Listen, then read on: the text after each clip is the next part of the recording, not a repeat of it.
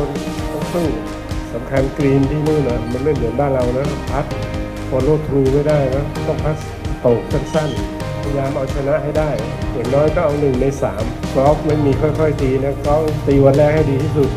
ทำคะแนนให้ดีที่สุดฉะนั้นพยายามตั้งใจเล่นกอล์ฟมันมีแพ้มีชนะ